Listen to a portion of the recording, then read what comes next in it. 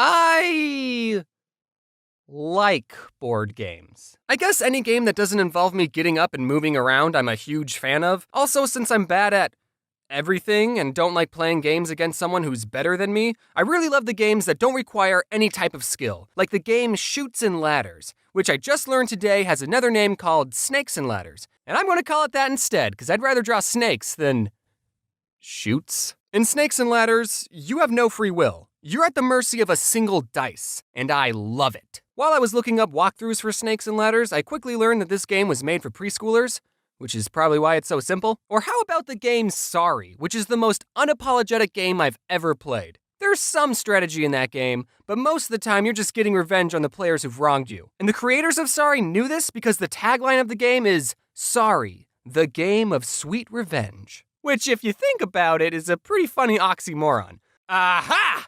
Take this!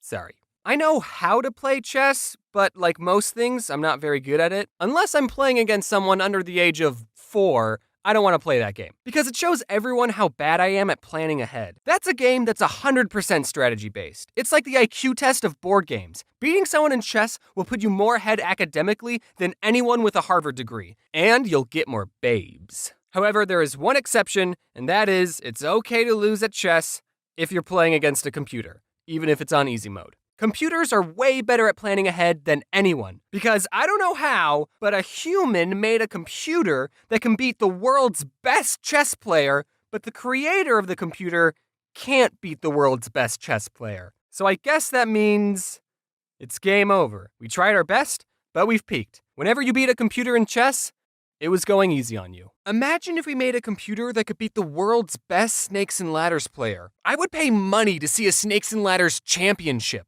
And everyone watching knows that the person playing is just some Joe Schmo that acts like the world's best Snakes and Ladders player, but they're all still excited. And there's real snakes that you get to slide down? That would be amazing! Sign me up. While we're on the topic of chess, I want to tell you about this cool sport I discovered called chess boxing. This is an actual competitive sport where 2 players play chess for 3 minutes, then box each other for 3 minutes. And they keep switching between chess and boxing until someone either gets a checkmate, they run out of time playing chess, or they KO the other player. I love this sport because it combines 2 polar opposite games, and it's something that anyone can play. Brains over brawn? Try saying that after I sucker punch you in the— Oh, that was a good move. I'm gonna punch you so hard in the balls for that. I know I just said I was bad at chess, but if there's any YouTubers who want to challenge me to a chess boxing match, I will gladly take you to the ring and we can charge people $12 just to watch. And we can end it in a draw, so that way you won't look bad in front of your fans. So Battleship, that's another board game, and it also got a big Hollywood movie based off of it. I haven't seen it, but I hope there's a scene where the captain of the ship goes, "Men, fire at D6? And then there's an explosion in the distance, and then Rihanna, who is actually in that movie, says, "Sir, the alien sent a message. It says, miss." And the captain goes, Someone write that down so we don't forget. And then there'd be an explosion at the back of their ship, and alarms start going off, and everyone on board starts freaking out except for the captain, and he goes, "Rihanna, send the aliens a message. Tell them, hit." Also, ask them if they think the situation would make a good board game. And if that scene is not in the movie, I hate it. Did anyone else collect a bunch of Pokemon cards but never knew how to play the game? I don't think I met a single person who actually knew how to play the card game. Which was weird because in my school, the card game was just as popular as the video games. Kids would always show off their collection of cards and binders, and everyone always wanted the highly coveted shiny Charizard card. You know which one I'm talking about. You know which one I'm talking about. You know which one I'm talking about. Unlike Yu-Gi-Oh!, which had dedicated episodes explaining why these 5 pieces of cardboard were expensive, the shiny Charizard was rare, not because it was good in the game, but because everyone agreed that it looked cool. But then when you ask someone, "Hey, do you want to play a game?" they would say, "Okay, I summon my Charizard in attack mode." Does anyone even know how to play the Pokemon card game? I bet none of these guys even know what they're doing. How'd this guy win? He didn't even call Uno. I can't be too hard on the Pokemon cards, because the card game I like is probably way more complicated than Pokemon. I don't know for sure because, like I said, I don't know how to play the Pokemon card game, but my favorite card game is Neopets. I'm just kidding, that was a joke.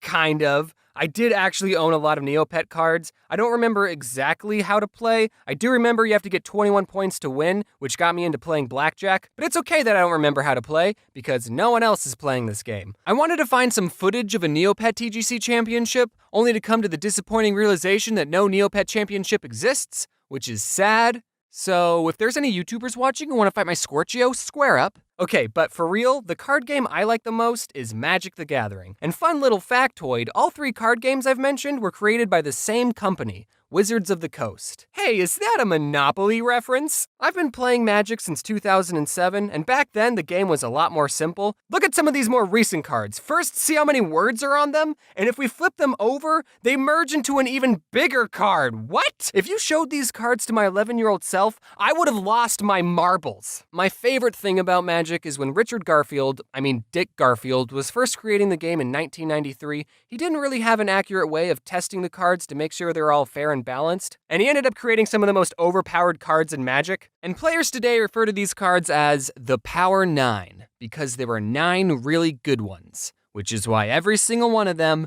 is banned. Now, don't get me wrong, the Power 9 are good cards, but none of them are like, you win the game good. Take this one for example, Ancestral Recall. All it says is, draw 3 cards, or force opponent to draw 3 cards. Which is stupid that they added that last part. Why would you ever give your opponent 3 more cards to beat you with? Now, I know what you're thinking. Wait, a slightly better Pot of Greed, which is a card that allows me to draw 2 new cards from my deck and place them into my hand, is one of the top 9 most powerful Magic cards?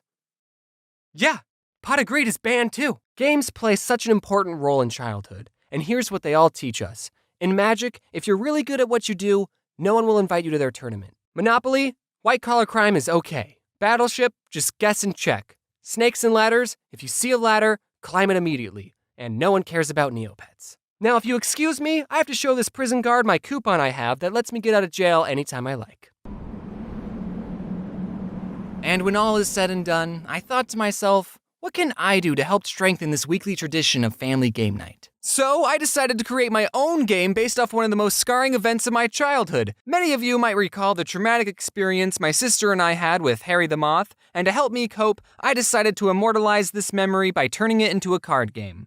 Introducing Can't Catch Harry. I let my Twitter followers decide on a name and they went with this one, so good job, guys. Here's a sneak peek of some of the cards. I spent a lot of time working on this game and I know you're gonna like it. We got a lot of recognizable characters like Mr. Poe, Mom, Satan, and Sandwich Artist. We're launching the game on Kickstarter today, so check out the link in the description to get yourself a copy. We have different reward tiers like holographic cards, golden figurines, and even a custom-made card if you're into that. The reward tiers are only going to be available for 30 days, and given my upload schedule, I don't know if I'll be able to tell you that again, so I'll post updates on my Twitter and Instagram. That's right, I got an Instagram. I'm trying to tell you that to follow me on Instagram.